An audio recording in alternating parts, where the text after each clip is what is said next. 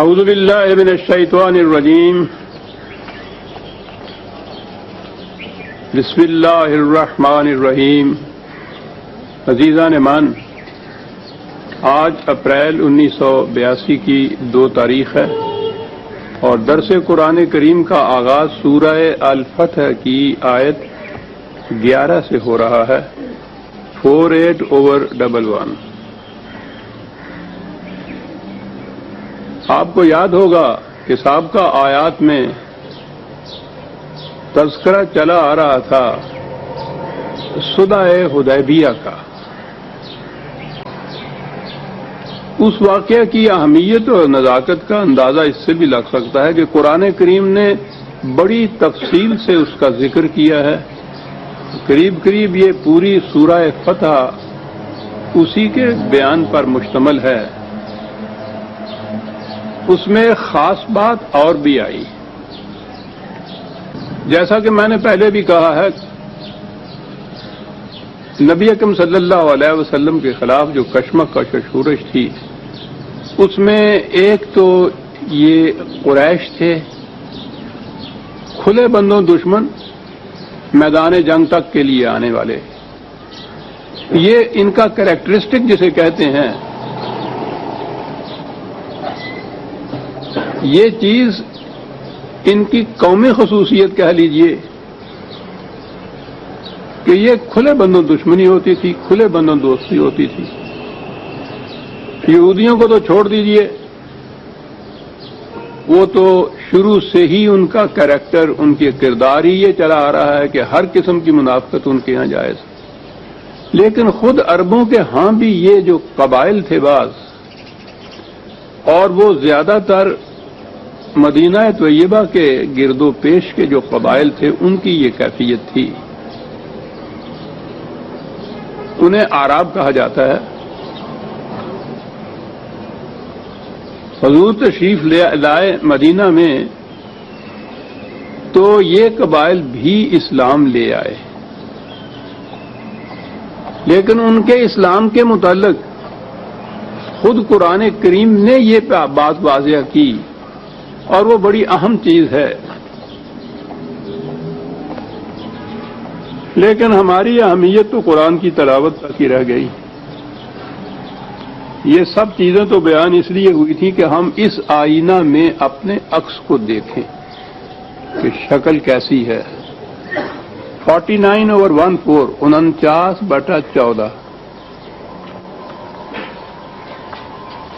قالت الاعراب آمنا۔ میں نے عرض کیا کہ یہ وہ لوگ ہیں جو مسلمان ہو گئے ہیں، ہو چکے ہیں۔ قرآن اس کی شہادت دیتا ہے ان کے اس قول کی کہ یہ اعراب کہتے ہیں کہ ہم ایمان لے آئے ہیں۔ قل لم تؤمنوا، اے رسول ان سے کہہ دو کہ نہیں، تم ایمان نہیں لائے۔ غور طلب چیز ہے۔ وہ ہماری اصطلاح میں وہ مسلمان ہو چکے ہیں، وہ کہہ رہے ہیں کہ ہم ایمان لے آئے ہوئے ہیں۔ یہ نہیں کہا گیا کہ نہیں یہ مسلمان نہیں ہوئے، یہ کافر کے کافر ہے۔ ان سے کہا کہ نہیں، یہ ایمان نہیں لے آئے۔ کیوں نہیں؟ یہاں بات ان سے کہا کہ ان سے کہو کہ ایمان نہیں یہ لے آئے، وَلَٰكِنْ قُولُوا أَسْلَمْنَا۔ تمہیں ابھی یہی کہنا چاہیے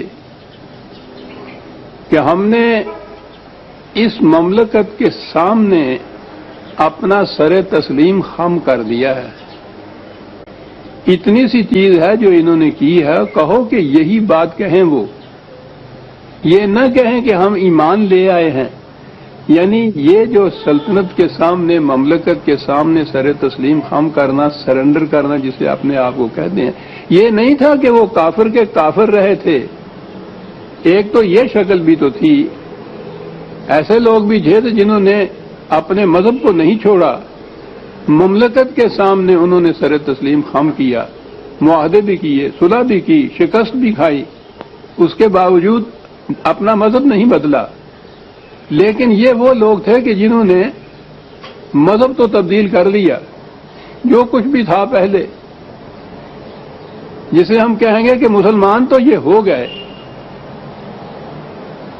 تو اپنے آپ کو وہ مومن کہتے تھے، آمنا کہ ہم ایمان لے آئے ہیں۔ کہا ان سے کہو کہ یہ نہ ابھی کہیں کہ ہم ایمان لے آئے ہیں، ابھی تو وہ اتنا ہی کہیں کہ ہم نے اپنا سر تسلیم خم کر دیا ہے اس نظام، اس مملکت کے سامنے۔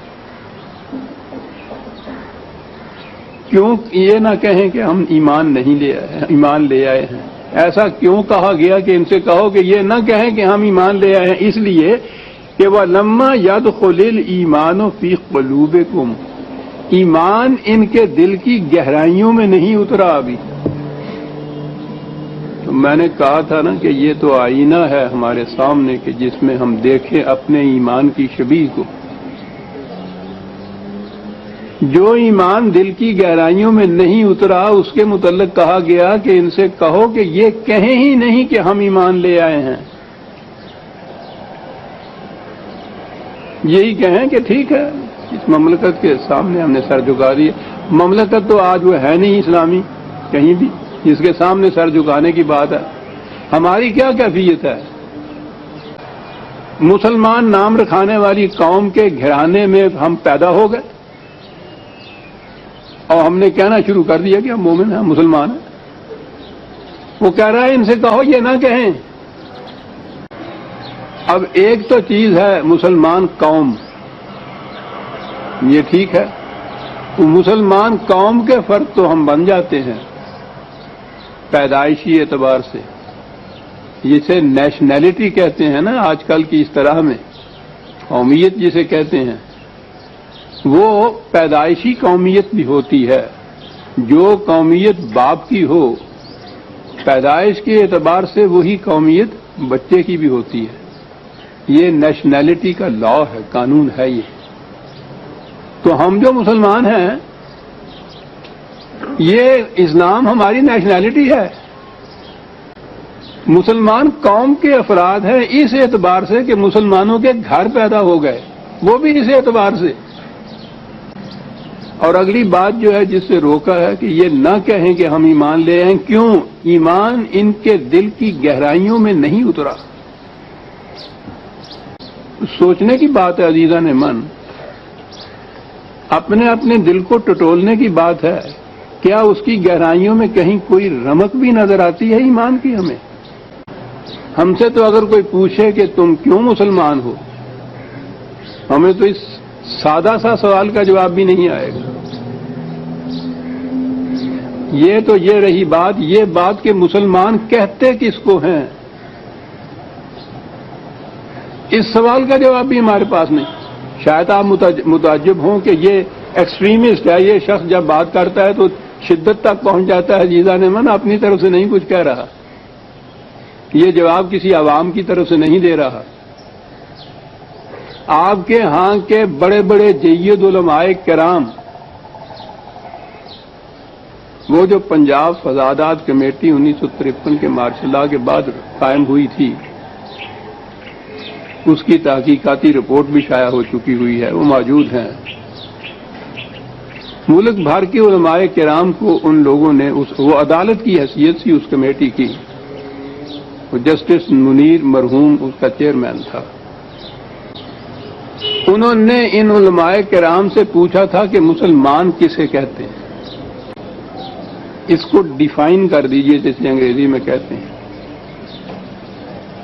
آپ حیران ہو گئے کہ ان حضرات میں سے اکثر و بیشتر تو وہ تھے جنہوں نے کہا تھا کہ وہ انگریزی میں کہتے ہیں نا وی ریکوائر نوٹس، کہ یہ ایسا سوال نہیں ہے کہ ہم فوراً ہی اس کا جواب دے دیں کھڑے کھڑے۔ اس پہ تو بہت کچھ غور و فکر کی بات ہے، سوچنا پڑے گا، تحقیق کرنا پڑے گا، اس کے بعد کہیں جا کے یہ پتہ چلے گا کہ مسلمان کسے کہتے ہیں۔ ویسے یہ روز بڑے فخر سے اعلان کرتے ہیں کہ فلاں آیا تارا مسیح اور ہم نے اس کو مسلمان کر دیا، ہمارے ہاتھ پہ وہ ایمان لے آیا، فلاں مولانا صاحب کے دست سعادت ماپ میں مشرف با اسلام ہو گیا، مسلمان ہو گیا، مسلمان نام رکھ دیا، یہ سب کچھ کرتے ہیں۔ پوچھا گیا کہ مسلمان کہتے کس کو ہیں، تو بیشتر نے تو یہ کہا کہ صاحب اس کے لیے تو خاصا وقت چاہیے ہمیں، تحقیق کرنے کے لیے، مطالعہ کرنے کے لیے کہ مسلمان کسے کہتے ہیں، پھر بتا سکیں گے۔ اور جنہوں نے کوئی جواب دیا، کسی ایک کا جواب دوسرے سے نہیں ملتا تھا۔ اب بھی ان میں سے دو مختلف فرقوں کے حضرات سے پوچھ کے دیکھ لیجیے آپ، دیکھیے کیا جواب ملتا ہے۔ بھانت بھانت کی بولیاں بولی جائیں گی، مسلمان کسے کہتے ہیں۔ تو یہ جو چیز ہے، قرآن نے جو معیار بتایا ہے کہ یہ کہنے کا حق اسی کو پہنچتا ہے کہ میں ایمان لے آیا ہوں جس کے دل کی گہرائیوں میں ایمان اتر چکا ہو۔ ایمان تو کہتے ہی اسی کو ہے۔ قلب و دماغ کی پوری رضامندی اور اطمینان کے ساتھ علی وجہ البصیرت دلائل و برہان کی روح سے یہ جو دعاوی ہیں قرآن کے، ان کو صحیح تسلیم کرنا اور ایسا تسلیم کرنا کہ پھر یوں ہی یہ دل سے نہ نکل جائے، اس کی گہرائیوں میں اتر چکا ہوا ہو۔ فَلَمَّا يَدْخُلُ الْإِيمَانَ ایمان فی قلوبکم، کہا اب اس کے بعد اگلی بات ہے مومن ہونے کے لیے، وَإِن تُطِيعُوا اللَّهَ وَرَسُولَهُ لَا يَلِدْكُم مِّنْ أَعْمَالِكُمْ شَيْئًا إِنَّ اللَّهَ غَفُورٌ رَحِيمٌ۔ باقی رہا یہ کہ صاحب اسی حالت میں اب جب ہم سے کہا جا رہا ہے کہ ہم اپنے آپ کو مومن نہ بھی کہیں، اب یہ جتنے یہ اعمال ہیں، یہ جتنے احکام ہیں، ان کی ہم اطاعت اگر کرتے رہیں تو پھر کیا ہوگا کہ وہ سب ضائع جائیں گے؟ کہا یہ بات نہیں ہے، ان کے اجر میں کوئی کمی نہیں کی جائے گی، لیکن تمہیں مومن تسلیم نہیں کیا جائے گا جب تک کہ ایمان تمہارے دل کی گہرائیوں میں نہ اتر چکا ہو۔ تو یہ تو قیامت تک کے لیے ایک معیار قائم ہو گیا ایمان کا۔ یہ تھے وہ آراب، یہ دل کی گہرائیوں میں جو نہیں اترا تھا ایمان، اس کا نتیجہ کیا تھا؟ وہی چیز جو منافقین کے متعلق قرآن نے کہی ہے نا، وہ یہی لوگ تھے۔ حدیبیہ کا واقعہ میں نے عرض کیا کہ بڑا اہم اور بڑا نازک تھا اس دور کی تاریخ میں۔ اس سے پہلے یہ 6 سال کے اندر، یہ 6 ہجری کا واقعہ ہے، مسلسل لڑائیاں ہوتی رہیں قریش کے ساتھ، لیکن وہی ہجوم کر کے آتے تھے، مدافعانہ جنگیں کہیے ان کی، یہ باہر نکل کے مکے تک نہیں پہنچے تھے۔ یہ پہلا موقع تھا جب یہ طے کیا گیا، جنگ کے لیے نہیں، صرف کعبے کے لیے، عمرہ کہہ لیجئے، کیونکہ ابھی تو حج کے دن بھی نہیں شروع ہوئے تھے۔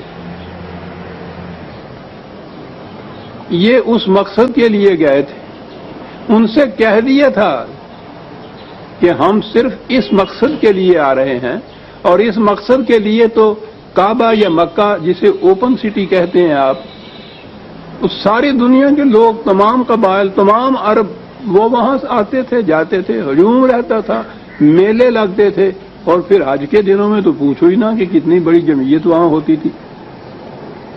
قریش کی تو سیادت اور امارت قائم ہی اسی بنا پر تھی۔ تو آپ نے یہ کہلا بھیجا کہ ہم اس مقصد کے لیے آ رہے ہیں۔ 1400 کے قریب صحابہ آپ کے ہمراہ تھے، جنگ کی کوئی بات نہیں تھی، تو روانہ ہو رہے تھے مکے سے۔ تو جن کے دلوں میں ایمان اتر چکا ہوا تھا، ان کو تو اس سے بڑی خوشی تھی کہ ایک تو کعبے کی زیارت ہوگی، پھر نبی اکرم صلی اللہ علیہ وسلم کے زیر قیادت اس قسم کا باسعادت سفر، پوچھی نہیں ان کی خوشی کا ٹھکانہ کیا تھا۔ لیکن یہ جو اعراب تھے، ان کے دل میں یہ کھٹکا تھا کہ وہ قریش تو یہاں بیٹھے ہوئے چین نہیں لینے دیتے ہم لوگوں کو، اور اب یہ فیصلہ ہے کہ ان کے گھر چلے چلے۔ ان کے ذہن میں تھا کہ وہاں تو وہ بھون کے رکھ دیں گے ہمیں، چنانچہ یہ ساتھ نہیں گئے۔ یہاں سے بات شروع ہوتی ہے۔ پیچھے تو وہ تھا کہ وہ جو صاحب ایمان تھے صحابہ، جب وہ نازک وقت آیا ہے اور حضور نے کہا ہے کہ آؤ، جو تم نے وہاں سے اپنے بیع و شراء کا ایک معاہدہ کر رکھا ہے، اپنی جانیں بیچ دی ہوئی ہیں، ان کی تجدید کرو اس بیعت کی۔ اس جو بیچا ہے، بیعت کے معنی ہے بیچ دینے والی چیز، جو کچھ تم نے بیچا ہے اس کی تصدیق کرو، تصویب کرو، توثیق کرو، کنفرم کرو، کیونکہ وقت آ گیا ہے اس کے پورا کرنے کا اس عہد نامہ کے۔ اور وہاں یہ بیعت رضوان جسے کہتے ہیں، وہاں یہ بیعت لی گئی تھی تجدید کے لیے نا، اس بیع کے معاہدے کی، اور اس کی اہمیت یہ تھی کہ کہاں یہ گیا کہ رسول یہ آتے ہیں تیرے ہاتھ پر ہاتھ رکھ کے یہ بیعت کی توثیق کرتے ہیں، ان سے کہو کہ ان کے ہاتھ کے اوپر تمہارا ہاتھ نہیں خدا کا ہاتھ ہے۔ یہ تھی اہمیت اس بیعت کی۔ اور اس میں ایسے موقع کے اوپر یہ جو تھے یہ پیچھے رہے، انہوں نے کہا کہ وہاں جا کے تو خام خواہ اپنے آپ کو شیر کے غار میں پھینکنے والی بات ہے، وہاں سے تو بچ کے نہیں آ سکتے، ہم نہیں گئے ساتھ۔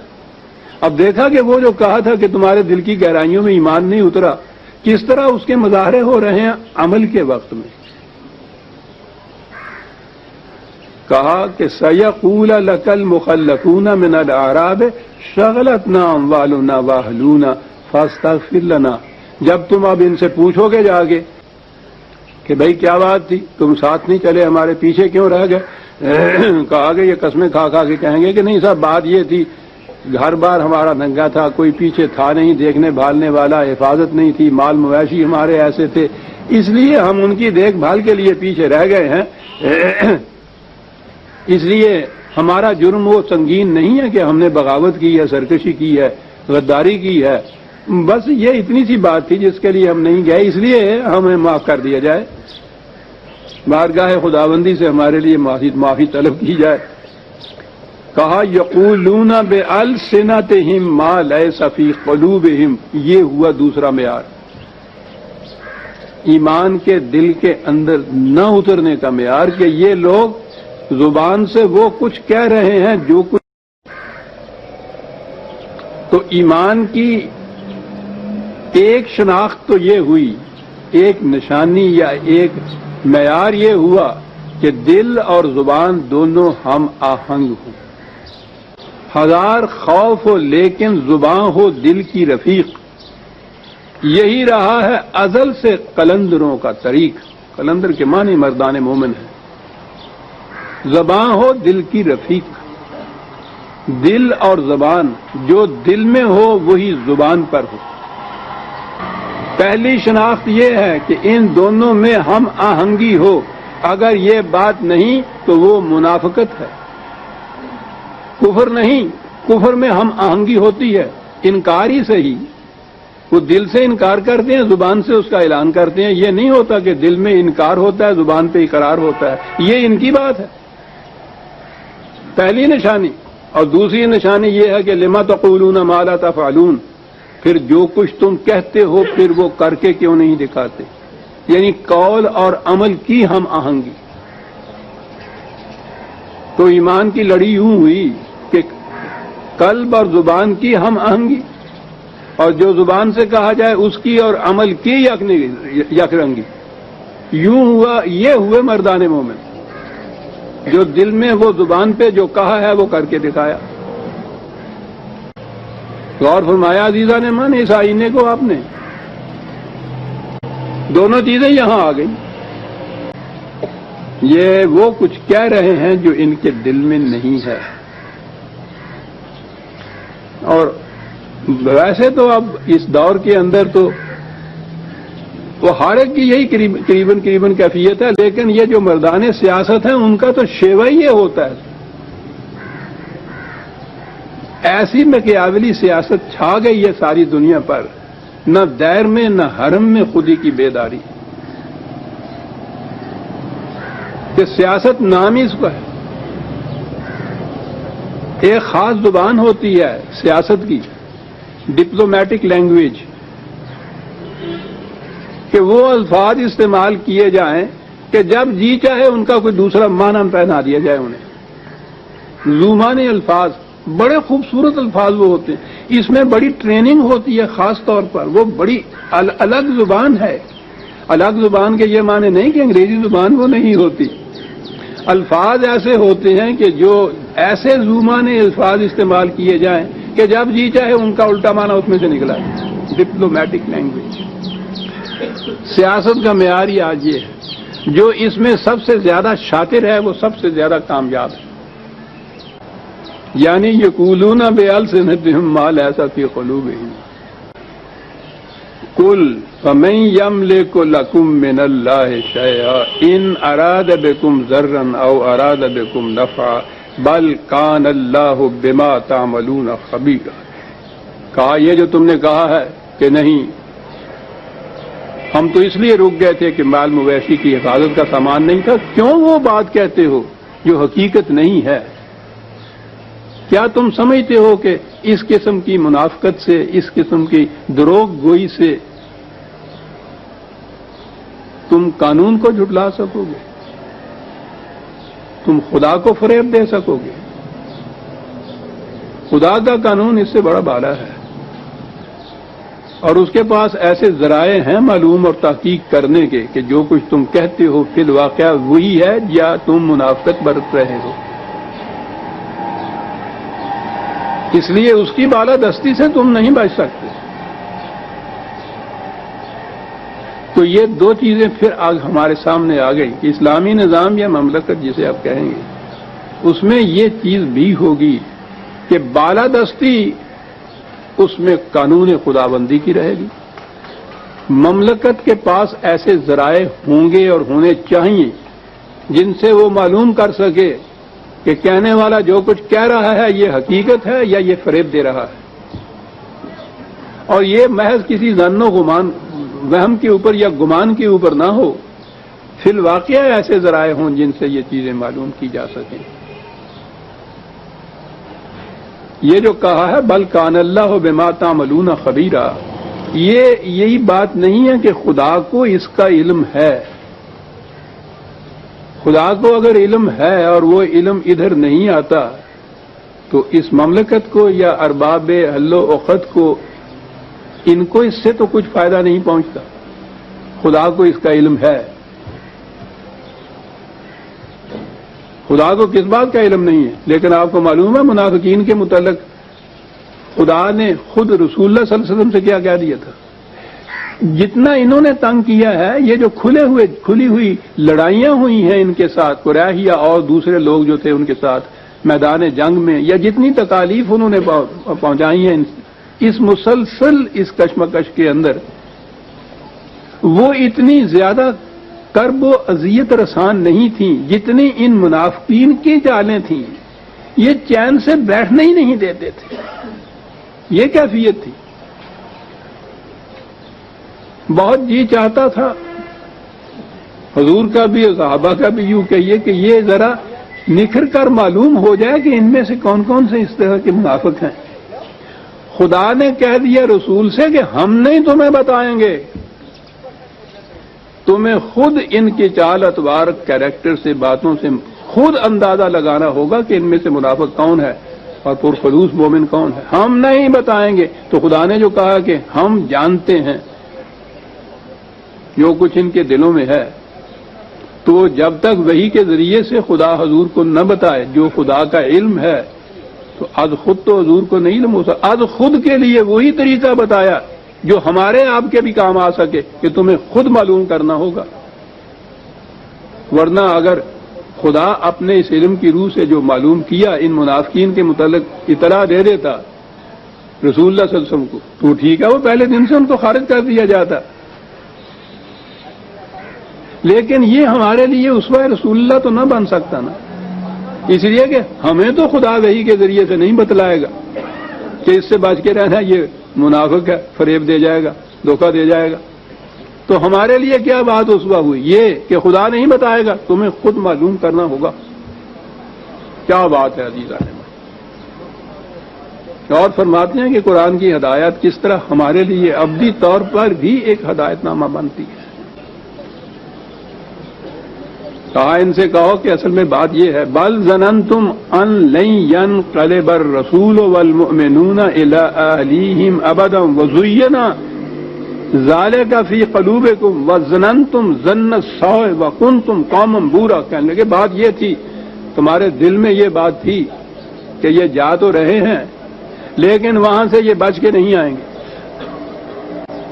یہ تھا تمہارے دل میں ان کے متعلق یہ گمان اور یہ ظن، جس کی بنا پر تم نے یہ کہا کہ ہمیں ساتھ نہیں جانا چاہیے۔ یہ تو اپنے آپ کو ہلاکت میں منہ میں دھکیلنے کی بات ہے۔ یہ تھا گمان تمہارا۔ تو آپ دیکھتے ہیں کہ یہ چیزیں جتنی بھی ہیں قدم قدم پہ نظر آتی ہیں کہ منافقین کا یہ شیوا ہوتا ہے۔ بات یہ تھی دل میں، گئے اس لیے نہیں تھے ساتھ، پوچھا تو کہا یہ کہ نہیں صاحب، دل سے تو ہم تمہارے آپ کے ساتھ ہی تھے۔ بات اصل میں یہ تھی کہ گھر بار خالی تھا، حفاظت کرنے والا کوئی نہیں تھا، اس لیے ہم رہ گئے۔ قرآن بتاتا چلا جا رہا ہے کہ یہ بات تھی، ان نے گمان یہ کیا تھا کہ تم بچ کے نہیں آ سکو گے، اور یہ ایک ایسی چیز تھی کہ جو ان کے دل میں، وہ قرآن نے کہا ہے کہ بدترین وقت وہ ہوتا ہے انسان کے لیے جس میں تباہی آ جاتی ہے اس کی، کہ اس کے غلط کاموں کو شیطان بڑا مزین بنا کے اس کو دکھائی دیتا ہے، دکھاتا ہے۔ غلط کام بہت بڑا نیکی کا کام، اچھا کام نظر آتا ہے اسے، مزین بنا دیتا ہے، وہ خوشنما بنا دیتا ہے وہ، یعنی اس کے جذبات، شیطان تو آپ کو معلوم ہے نا کہ اس کے جو مفاد پرستانہ جذبات ہوتے ہیں اپنے، وہ غلط کام کو بڑا حسین اور مزین بنا کر دکھاتے ہیں۔ غلط کام اگر غلط کی حیثیت سے سامنے آ جائے تو پھر تو کوئی بھی، بجوز ان چند کے کہ جو دانستہ غلط کرنا چاہیں، باقی کوئی بھی اس کام کو نہیں غلط کو کہے، نقصان رساں کام کو کوئی بھی نقصان رساں نہیں کہے گا۔ وہ تو ہوتا یہ ہے کہ وہ ہوتا ہے تباہ کن، نقصان رساں، لیکن انسان کے مفاد پرستانہ غلط جذبات اس کو مزین کر کے دکھاتے ہیں۔ یہ جس قدر تباہیاں پھیلی ہوئی ہوتی ہیں معاشرے میں، وہ اس نقطے کے لیے، بہت تھوڑے لوگ وہ ہوتے ہیں جو غلط کام کو، جرم کو، گناہ کو سمجھتے ہوئے کہ یہ غلط کام ہے پھر بھی الرغم کرتے ہیں، بہت کم ہوتے ہیں وہ دھڑلے سے یوں کرنے والے۔ اکثریت انہیں کی ہوتی ہے کہ جو غلط کاموں کو ان کے اپنے جذبات مفاد پرستی کے بہت مزین کر کے دکھاتے ہیں، اس کے لیے بڑی بڑی اس کے لیے تعویلیں، بڑے بڑے غلط دلائل یہ پیش کرتے ہیں کہ نہیں صاحب وہ یہ بات اصل میں یوں ہے، کوئی بات نہیں ہے ایسا کرنے میں سب کچھ۔ اور آج تو اس کے لیے لمبی چوڑی کسی دلیل و تعویل کی ضرورت ہی نہیں ہے۔ کسی سے پوچھئے کہ صاحب آپ یہ غلط طریقہ اختیار کیے ہوئے ہیں دولت جمع کرنے کا، وہ کہتے ہیں کہ صاحب میں نہیں کیا ہوا ہے، سب کر رہے ہیں۔ چلیے 100 سنار کی ایک لوہار کی، ایک ہی دلیل، سب کر رہے ہیں۔ تو وہ سب کر رہے ہوں، جو غلط کام وہ صحیح ہو جاتا ہے، مزین کر کے دکھا دیتے ہیں۔ لیکن ان سے بتا دیجئے کہ ایمان کی بات ہم نے بتائی تھی کہ اس میں دل اور زبان کا ہم آہنگ ہونا ضروری ہے۔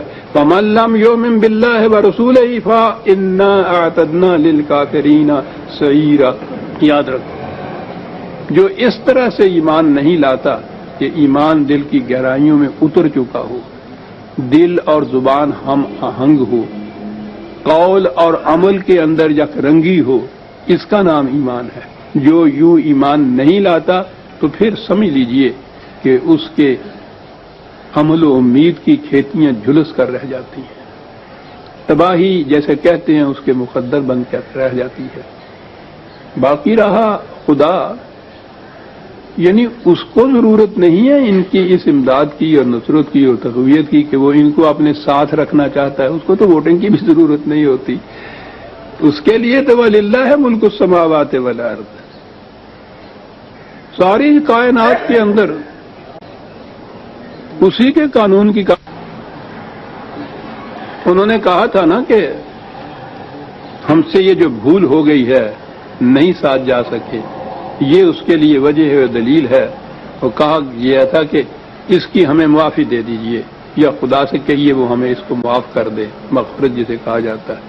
تو آپ کو تو معلوم ہے، اب آپ تو برسوں سے سنتے چلے آ رہے ہیں، درس کی یہ اصطلاح، قرآن کی یہ اصطلاحات بھی آپ کے سامنے آ چکی ہوئی ہیں، اس لیے ہر موقع کے اوپر مجھے زیادہ تفصیل میں جانے کی ضرورت نہیں ہوتی۔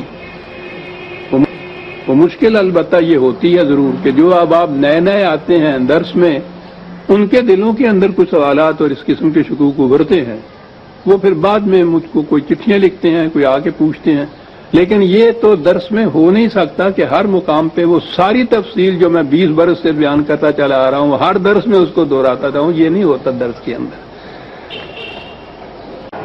کہا یہ کہ یہ اس کے لیے کہتے تھے کہ خدا سے کہیے کہ اس معاملے میں، جسے عام طور پہ معاف کر دینا کہتے ہیں، اس کے معنی یہ ہوتے ہیں کہ اس سے ہماری حفاظت کی جائے، جو نقصان اس سے ہمیں ہوگا۔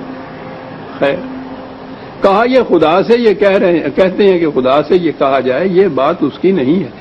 یہ جو ہے نا یغفر لمن یشاء یعذب من یشاء، یہی بات یہ اس قسم کا من یشاء والی بات جو ہے وہ تو سارے قرآن میں بھری ہوئی ہے۔ ہر مقام پہ آپ دیکھیں گے ترجمے ہمارے ہاں یہی ہوگے کہ خدا جس کو چاہے بخش دیتا ہے، جس کو چاہے وہ پکڑ لیتا ہے۔ اس ایک مفہوم سے ان الفاظ کے عزیزان من قرآن کا سارا نظام مقافات عمل کا ڈھیر ہو کے رہ جاتا ہے۔ یہاں کا نظام عدل بھی جو ہے وہ خدا کی اسی نظام اصول مقافات عمل کے اوپر قائم ہوتا ہے، اسلامی نظام کا،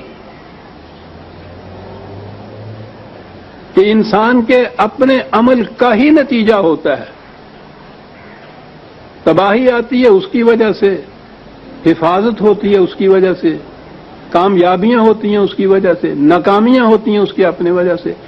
خدا نے تو قوانین دے دیے ہیں، رہنمائی دی ہے، سیدھے راستے پہ چلنا، غلط راستے کی قدم اٹھانا، یہ اس کے اپنے فیصلے پہ، اس نے دونوں راستے صرف دکھائے ہیں۔ یہ نہیں ہے کہ وہ جسے چاہتا ہے صحیح راستے پہ چلا دیتا ہے، جسے چاہتا ہے غلط راستے پہ چلاتا ہے، تو اس کے بعد اگلی بات جو ہے کہ پھر ان کو غلط راستے پہ چلنے والوں کو جہنم میں بھیج دیتا ہے، تو وہ تو جسے چاہتا ہے غلط راستے پہ چلا دیتا ہے اور پھر اس کو جہنم میں بھیج دیتا ہے۔ تو یہ بات میں نے عرض کیا ہے نا کہ پہلی دفعہ نہیں آئی، 20 سال سے آتی چلی آ رہی۔ شکوک پیدا ہوتے ہیں یا سمجھنا چاہتے ہیں اگر آپ احباب، تو میں نے یہ بھی کر دیا ہے، آپ احباب کی محنت بچانے کے لیے میں نے سب کچھ لکھ بھی دیا ہے۔ کتاب التقدیر دیکھ لیجئے آپ، یہ میں یہ شاہ والی بحث جو ہے پورا میرا خیال ہے کہ چوتھا حصہ کتاب کا اسی کے اوپر منتشر ہے، کہ بڑا اہم ہے یہ۔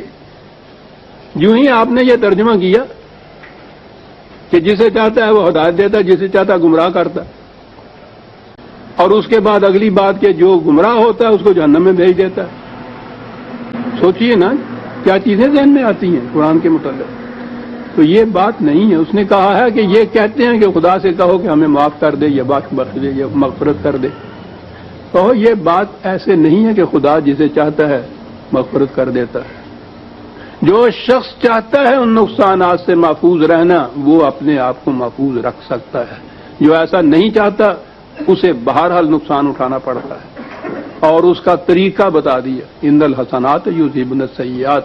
غلطی ہو گئی ہے، اس کے نقصان رسان نتائج سے بچنے کا طریقہ یہ ہے کہ اس سے بہت ذرا بڑا اچھا کام کر کے دکھاؤ۔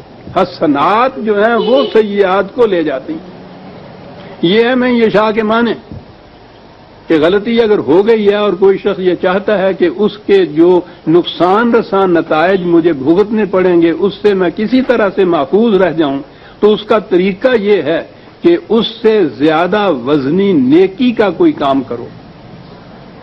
نتیجہ یہ ہوگا کہ وہ اس سہو اور خطا اور اس برائی کے اس غلط کام کے نقصان رسان نتائج سے بھی محفوظ کر دے گا تمہیں، اور اس کے بعد کیونکہ یہ بہت بڑا وزنی ہوگا اور کچھ کامیابیوں کی چیزیں بھی تمہارے حصے میں آ جائیں گی۔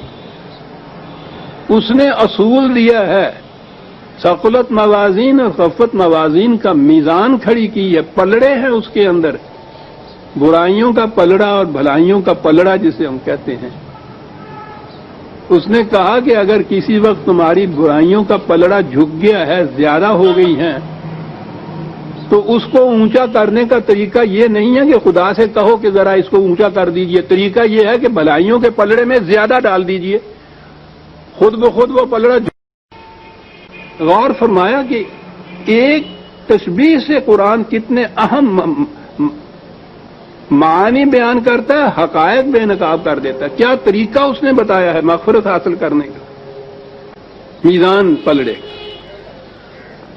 اور وہ یہ ہے کہ وہ ایک ایک ذرہ اس نے یہ کہا وَمَن يَعْمَلْ مِثْقَالَ ذَرَّةٍ خَيْرٍ يَرَهُ وَمَن يَعْمَلْ مِثْقَالَ ذَرَّةٍ شَرًّا يَرَهُ. ایک ایک ذرہ عمل کا اس میزان خداوندی میں، وہ قانون مکافات عمل کے میزان میں تلتا ہے. اب اس میں تو یہی بات ہے کہ جس قسم کے اعمال ایک پلڑے میں جائیں گے وہ پلڑا جھکے گا. تمہاری غلطیوں کے، ان گناہوں کے، جرموں کے جو کہ ذرات جس پلڑے میں جمع ہو رہے ہیں، اگر وہ جھک گیا ہے تو اس کا نتیجہ تباہی ہوگا. لیکن بچ سکتے ہو اگر دوسرے پلڑے کے اندر بھلائیوں کے اندر بھلائیوں کے ذرات زیادہ داخل. یہ طریقہ ہے میں یہ شاہ کا. یہ انسان کے اوپر ہے، یہ صاحب، یہ ذمہ دار ہے اپنے ہر کام کا. یہ نہیں ہے کہ خدا جس کو چاہتا ہے جہنم میں بھیج دیتا ہے، جسے چاہتا ہے جنت میں بھیج دیتا ہے. جو جنت میں جانا چاہتا ہے وہ جنت میں جانے والے کام کرے، وہ جنت میں چلا جائے. جو نہیں جانا چاہتا، جہنم میں جانا چاہتا ہے، برائیوں کا کام کرے، جہنم میں چلا جاتا ہے. جو اس قسم کے کاموں کے بعد ندامت کے اشک ندامت، اس کی ارکے ندامت اس کی پیشانی پہ آتے ہیں، اور پھر وہ صرف اتنا نہیں ہے کہ وہ جسے ہم توبہ کہتے ہیں کہ یا اللہ میری توبہ اس نے کہہ دیا اور معاملہ ختم ہو گیا، وہ کام کرے کہ جو ان غلط کاموں کے نقصان رساں نتائج کا ازالہ کر سکے اور کچھ اس کے حصے میں مثبت پازیٹو اور اس کے حصے میں بھی آ جائے. وہ کہا جب یہ کچھ کرو گے تو کان اللہ غفور الرحیم. کیا بات ہے دونوں لفظوں کی. میں نے ابھی عرض کیا ہے نا کہ زیادہ اچھے کام کرو تو ایک تو وہ جو غلط کاموں کا نتیجہ تھا نقصان رساں، اس سے بچ جاؤ گے، وہ تو ہو گیا غفور، اس سے بچانے والا، بخشنے والا نہیں ہے. بخشش کا سوال نہیں ہے، وہ بچاتا ہے. بچنا ہے، مغفرت کے معنی بچنے کے ہوتے ہیں. تو وہ غفور بھی ہے، اور اس کے بعد جب تمہارا یہ بھلائیوں کا حسنات کا پلڑا اتنا زیادہ بھاری ہوگا کہ اس کا ازالہ تو اس نے کر دیا، پھر اور بھی اس کے اندر ہے، تو کہا پھر سامان نشو و نما بھی ملے گا، رحمت بھی ملے گی. غفور الرحیم. میں نے عرض کیا تھا نا عزیزان من، قرآن کی آیات میں جہاں خدا کی صفات آتی ہیں وہاں کھڑے ہو کے سوچنا چاہیے کہ یہ دو لفظ کیوں قرآن لایا، یہ ایک لفظ کیوں لایا. بڑا اہم ہوتا ہے وہ. اور وہ تو اس کے نکات جو ہیں، اس جو پہلے بیان کیا گیا ہے، حقیقت میں اس کی تائید میں ہوتے ہیں. یہ خدا کی صفات جو بیان ہوتی ہیں یہ یوں ہی نہیں ہوتی کہ شاعری جو ہے کہ یہ لکھ دیا تو کیا، وہ لکھ دیا تو کیا. غفور الرحیم. سَيَقُولُ الْمُخَلَّفُونَ إِذَا انطَلَقْتُمْ إِلَى مَغَانِمَ لِتَأْخُذُوهَا ذَرُونَا نَتَّبِعْكُمْ يُرِيدُونَ أَن يُبَدِّلُوا كَلَامَ اللَّهِ. کہا جب تم کامیابی حاصل کرنے کے بعد یہ غنائم جو تمہیں حاصل ہوں گے، جنگ سے مال غنیمت ملے گا اور جو کچھ حاصل ہوگا، اس کی جھولیاں بھر بھر کر جب تم واپس لوٹو گے تو اب یہ ان کا جی جل جائے گا کہ ہو ہم ساتھ کیوں نہ چلے گئے، ہمارے حصے میں بھی یہ جو کچھ آ جاتا. کہا یہ اس وقت کہیں گے کہ صاحب ہمیں جو ہوا ہے اس کو تو چھوڑ دو، اب ہم تمہارا اتباع ضرور کریں گے، اطاعت کریں گے، اور ہمارے اس وعدے کی بنا پہ اس میں سے ہمیں حصہ دے دو. ہماری توبہ تو ہوتی ہے، زبان سے یہ کچھ کہہ دینا کہ ہاں صاحب بھول ہو گئی ہماری، یا اللہ میری توبہ، یا میری توبہ، تاکہ اس میں سے کچھ حصہ مل جائے ہمیں. وہ جنت کی نوما جن کا وعدہ کیا گیا ہے وہ اتنا کہنے سے مل جائے. اس نے کہا یہ بات نہیں. یریدون ان یبدلوا کلام اللہ. کہتا ہم نے قانون بتایا ہے کہ کیا ہے، اور قانون یہ ہے کہ سیئات جو ہیں ان کا ازالہ حسنات کا پلڑا جھکے گا تو ہوگا. یہ ہمارا قانون مکافات عمل ہے. اب یہ جو کہتے ہیں کہ جو ہم نے پہلے وہ غلطیاں کر دی، گناہ کر دیے، جرم کر دیے، اس کی وجہ سے سیئات کا پلڑا جھک گیا ہمارے ہاں کا، تو یہ نہیں کہ اس کے ازالے کا جو کچھ قرآن طریقہ بتایا ہے، خدا نے جو قانون بتایا ہے اس کے مطابق یہ کچھ کریں حسنات، تو وہ جو کہ نہیں چاہتے یہ ہے کہ ان کی صرف بات مان لی جائے کہ ہاں صاحب جو کچھ پیچھے ہوا اس کو چھوڑیے، پٹی ڈالیے اس کے اوپر، آئندہ ہم آپ کیا اطاعت کریں گے، اور جو کچھ یہ غنائم وغیرہ ہیں وہ ہمیں بھی دیجیے. کہتے ہیں یہ خدا کے قانون کو تبدیل کر دینا چاہتے ہیں. چاہتے یہ ہیں کہ خدا کا قانون ان کے حق میں تبدیل ہو جائے. وَلَن تَجِدَ لِسُنَّتِ اللَّهِ تَبْدِيلًا، وہ کسی کے حق میں کبھی تبدیل نہیں ہوا کرتا. قانون تو وہی ہوتا ہے قابل احترام جو کسی کے حق اسی وجہ سے جس میں تبدیلی نہ آئے. اگر وہ انسانوں کے بنائے ہوئے قوانین میں تو یہ ہوتا ہے نا کہ جس قسم کا جی چاہا بنایا اور جس قسم کا جب جی چاہا اس کو ترمیم کر دی. ترمیم کے معنی بدل دینا ہوتا ہے نا اس قانون کو. کہتا خدا کے قانون میں یہ نہیں ہوتا. یہ چاہتے یہ ہیں کہ خدا کا قانون ان کی مرضی کے مطابق بدل جائے. قُل لَن تَتَّبِعُونَا كَذَلِكُمْ قَالَ اللَّهُ مِن قَبْلُ كَذَلِكُمْ قَالَ اللَّهُ مِن قَبْلُ. کہا یہ جو خدا نے کہہ دیا تھا نا پہلے ہی کہ تمہارے دل کے اندر کچھ اور ہوتا ہے، زبان پہ کچھ اور ہوتا ہے، اس کی بنا پہ یہ بات بھی یوں قابل تسلیم نہیں ہے کہ تم نے یہ کہہ دیا کہ پچھلے کی جو پیچھے ہو چکا ہے اس کو درگزر کیجئے، آئندہ ہم ایسا کریں گے کہ اتنے سے ہی تمہاری بات مان لی جائے اور ہم کہہ دیں کہ ہاں صاحب مخلصانہ طور پہ تم مومن ہو گئے اور آؤ ہمارے ساتھ. کہا یہ نہیں ہو سکے گا. وہ تو اس کے بعد اپنے عمل سے، اپنی روش سے یہ ثابت کرنا ہوگا تمہیں کہ فی الواقعہ جو کچھ ہم کر گزرے تھے اس پہ ہمیں ندامت ہے. آئندہ ایسے کام کر کے دکھاؤ جس سے معلوم ہو جائے کہ فی الواقعہ تمہارے دل کی گہرائیوں میں ایمان اترا ہوا ہے. یہ ہے طریقہ، ایسے کرنا ہوگا تمہیں. فَسَيَقُولُونَ بَلْ تَحْسُدُونَنَا، جب تم ان سے یہ کہو گے کہ نہیں اس طرح سے یوں ہی ایک عرضی دے دینے سے تو معافی نہیں مل سکتی، اس کے لیے تو یہ کچھ کرنا ہوگا. کہا ہم نے جو کہا تھا نا کہ ان کے دلوں میں کچھ اور ہے، تم دیکھو گے اس کے بعد یہ کہیں گے کہ صاحب یہ اتنی شرطیں ورتیں جو تم ہم پہ عائد کر رہے ہو، اصل میں بات یہ ہے کہ تم ہم سے حسد کرتے ہو کہ یہ بھی ہمارے جیسے کیوں بن جائے. حسد کرتے ہو، بالکل ٹھیک بات ہے. جواب اس کا کسی غصے میں نہیں دیا، گالی نہیں دی، پھٹکارا نہیں ہے. بل کانوا لا یفقہون الا قلیلا. بات یہ ہے کہ جو کچھ ہم نے کہا ہے یہ اس کو سمجھ ہی نہیں رہے، سمجھنا چاہتے نہیں. بہت تھوڑے ہیں کہ جو تفقہ سے کام لیتے ہیں، سمجھ سے کام لیتے ہیں. یعنی آپ غور کیجئے کہ کیا بات ان کے خلاف کیا بات کہی ہے. یہ کہی یہی ہے کہ یہ سمجھ سے کام لیتے تو یہ بات ایسی نہ تھی جو سمجھ میں آ نہ سکتی. وہ جذباتی باتیں ساری کر کیے چلے جا رہے ہیں. پہلے غلط بیانی، پھر جھوٹے دلائل، پھر منافقت کا پردہ، پھر اس قسم کا وعدہ کہ جی آئندہ ہم یہ کچھ کریں گے. یہ جذباتی چیزیں تھیں. قرآن دلائل دے رہا ہے کہ نہیں بھائی قانون کی روح سے یہ بات ہے. یہ تو حسنات کا پلڑا ہے جو سیئات کے پلڑے کا ازالہ کر سکے گا. بات سمجھنے کی ہے، سوچ لو. صاحب بات یہ ہے کہ یہ سمجھ بوجھ سے تو کام نہیں لینا چاہتے، جذباتی طور پہ وہ چاہتے ہیں کہ وہ بھی جذباتی طور پہ آپ کے لیے کچھ کہیں، آپ بھی جذباتی طور پہ کہہ دیں کہ اچھا چلو جاؤ معاف کر دیے. کہیں گے یہ بات یہاں نہیں ہے. قانون اسی کا قانون کہلا سکتا ہے عزیزان من جو جذبات سے بلند ہو. جبکہ کوئی قانون انسان کسی بشر، کسی انسان کے قلب کے اندر سے نکلے گا، قلب کی رنگینی کا اثر اس میں کسی نہ کسی حد تک آ جائے گا. خواہ ایک فرد ہو، آمریت ہو، خواہ جمہوریت ہو اس قسم کی، خواہ ساری دنیا کے انسان مل کے بھی کیوں نہ قانون بنا دیں، اس میں ان کے اپنے جذبات کی رنگینی کا عکس ضرور آ جائے گا. اور یہی ہے بنیادی نقص جو مغرب کی جمہوریت میں ہے. اسلام قانون سازی کا حق کسی انسان کو دیتا ہی نہیں ہے.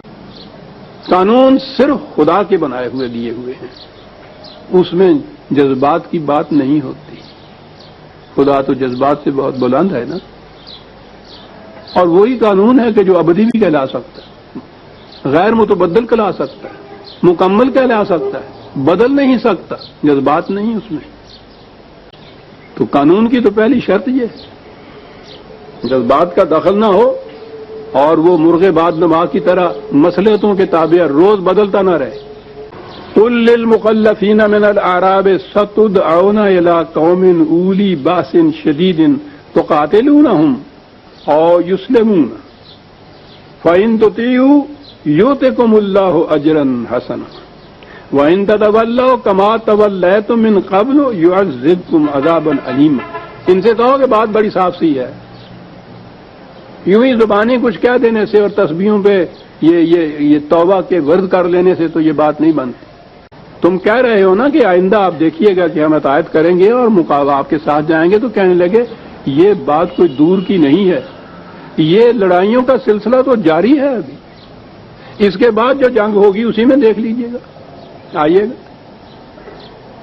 اگر تم نے صدق کے دل سے ساتھ دیا، میدان جنگ میں ساتھ گئے، جہاں فروشیوں کا ثبوت دیا آپ نے، تو یہ جو پہلے آپ سے غلطی، خطا اور سہو ہو گیا ہے، جسے تم کہتے ہو معافی، اس کی معافی یوں ملے گی.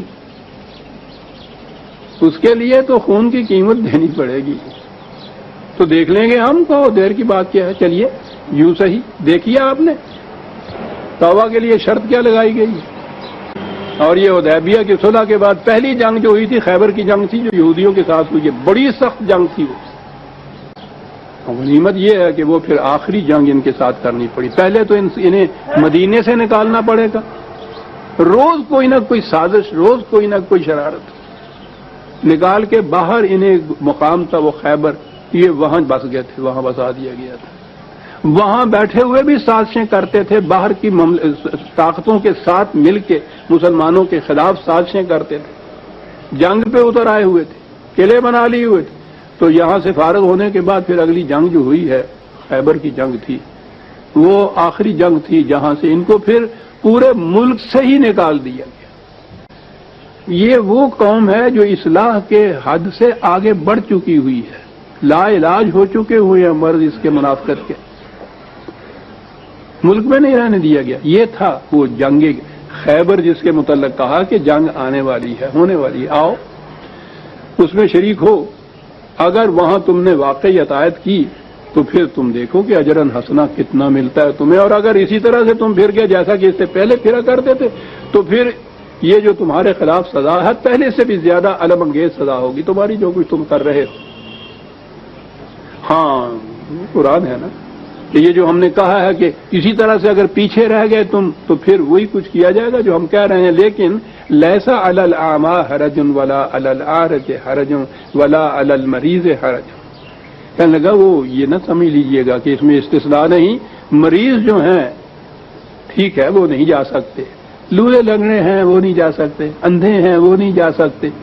تو یہ جو ہم نے کہا تھا نا جو نہیں جائے گا اس کے خلاف یہ سزا دینے والی تدبیر اختیار کی جائے گی، تو اس میں مستثنا ہیں یہ لوگ. یہ نہ سمجھ لیں کہ صاحب ہم تو اس معذوری کی وجہ سے نہیں جا سکے، ان کی معذوری تو قابل فہم ہے، وہ مستثنا ہے اس سے. وَمَن يُطِعِ اللَّهَ وَرَسُولَهُ يُدْخِلْهُ جَنَّاتٍ تَجْرِي مِن تَحْتِهَا الْأَنْهَارُ. اور پھر جو اطاعت کرے گا خدا رسول کی تو اس اطاعت کے بدلے میں یہ جو کامیابیاں حاصل ہوں گی، کامرانیاں، فائز المرامی جتنی چیز بھی جس کو وہ جنت سے تعبیر کرتا ہے. اور آپ کو معلوم ہے کہ وہ ایمان اور اعمال صالحہ کی بنا کے اوپر جو ایک مملکت قائم ہوتی ہے، اس کے نتائج حسنہ کو وہ اس دنیا کے اندر جنت قرار دیتا ہے، اور یہی پھر آگے بڑھتی ہوئی چلی جاتی ہے. آخرت کی جنت بھی اس کا نام ہو جاتا ہے. کہا انہیں یہ کچھ حاصل ہو جائے گا. وَمَن يَتَوَلَّ يُعَذِّبْهُ عَذَابًا أَلِيمًا. اور جو پھر اس سے پھر جائے گا پھر اس کو دردناک سزا دی جائے گی.